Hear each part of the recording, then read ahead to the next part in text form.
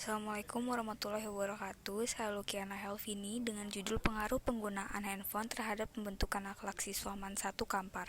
Latar belakang penelitian ini yaitu pembentukan akhlak pada siswa MAN 1 Kampar memiliki sedikit kecemasan dikarenakan mayoritas orang tua siswa yang bekerja, sehingga anak-anak tidak terkontrol dengan baik oleh orang tuanya, khususnya dalam penggunaan elektronik yaitu handphone. Saya menggunakan metode penelitian yaitu metode kualitatif dengan teknik pengambilan data, yaitu menggunakan teknik pengumpulan dengan cara observasi dan studi pustaka.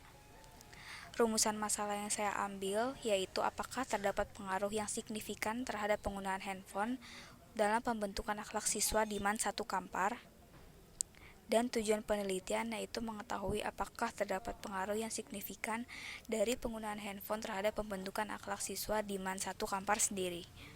Hipotesis yaitu diartikan sebagai jawaban sementara terhadap permasalahan penelitian. Dikatakan sementara karena jawaban yang diberikan bersifat baru berdasarkan pada teori yang relevan, belum berdasarkan fakta empiris yang diperoleh melalui pengumpulan data. Yang saya ambil dalam penelitian ini terdapat dua macam hipotesis. Yang pertama, tidak adanya pengaruh yang signifikan dalam penggunaan handphone terhadap pembentukan akhlak siswa MAN 1 Kampar.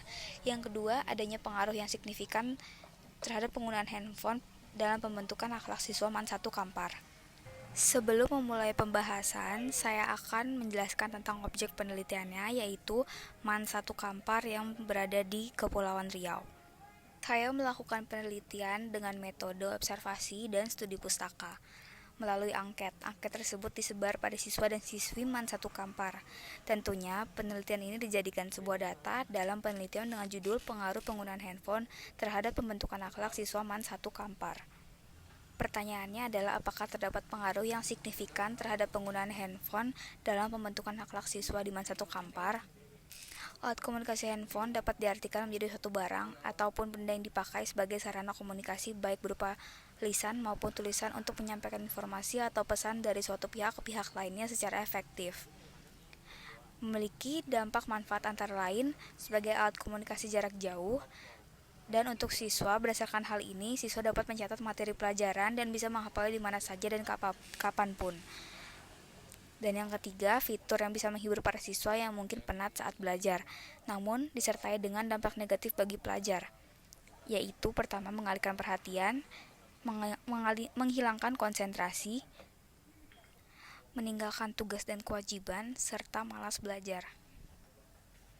Faktor yang mempengaruhi moral dalam usaha pembentukan tingkah laku sebagai pencerminan nilai-nilai hidup tertentu. Ada banyak faktor yang mempengaruhi perkembangan moral, diantaranya faktor tingkat harmonisasi hubungan orang tua dan anak, faktor seberapa banyak model yang diidentifikasi oleh anak sebagai gambaran-gambaran ideal, faktor lingkungan memegang peranan penting, serta faktor tingkat penalaran, dan yang terakhir faktor interaksi sosial dalam memberikan kesempatan pada anak untuk mempelajari dan menerapkan standar perilaku yang disetujui oleh lingkungannya. Melalui penelitian yang telah saya lakukan, saya memiliki kesimpulan dengan adanya perkembangan teknologi di masa kini yang cukup modern dapat mempengaruhi dunia pendidikan di Indonesia. Maraknya handphone sekarang juga sudah merusak akhlak pelajar di negeri kita.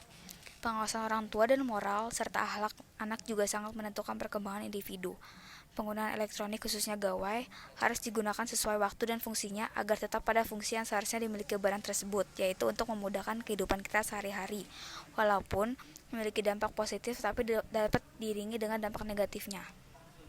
Saya memberikan saran, yaitu melalui penelitian ini dapat diberikan saran bahwa pengawasan orang tua dalam perkembangan anak sangat dibutuhkan, khususnya dalam penggunaan teknologi gawai. Pengaruh positif dan negatif harus diperhatikan agar penggunaan gawai sesuai dengan fungsinya, yaitu memudahkan siswa dalam menjalankan pendidikan. Sekian dan terima kasih. Assalamualaikum warahmatullahi wabarakatuh.